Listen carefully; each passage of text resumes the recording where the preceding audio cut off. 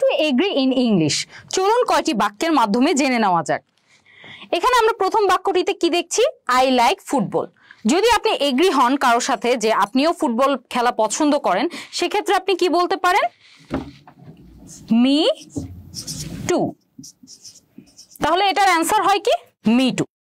Okay, so next one is I am not sure. আমি sure না।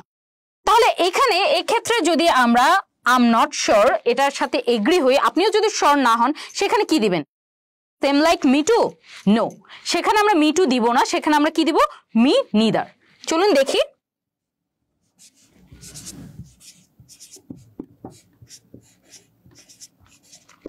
ওকে, কেন দিব আমরা?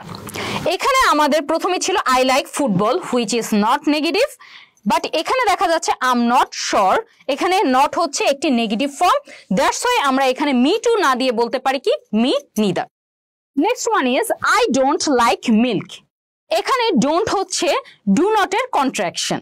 সো এখানে নট আমার আছে, এখানে নট, এখানে আমরা একটু আগেও দেখলাম যে নট ছিল, এখানেও নট আছে, তার মানে এখানে অ্যান্সারও কিন্তু আমরা মি টু বলতে পারি না, অর্থাৎ নেগেটিভ আছে বলে।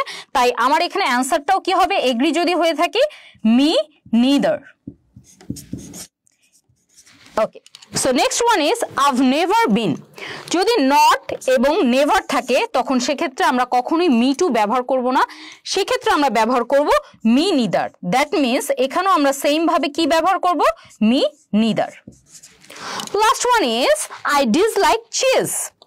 এখানে ডিসলাইক একটা না বোধক, যে পছন্দ করি না, কিন্তু এখানে নট নেই, তাই আমরা এখানে দিতে পারি মি টু।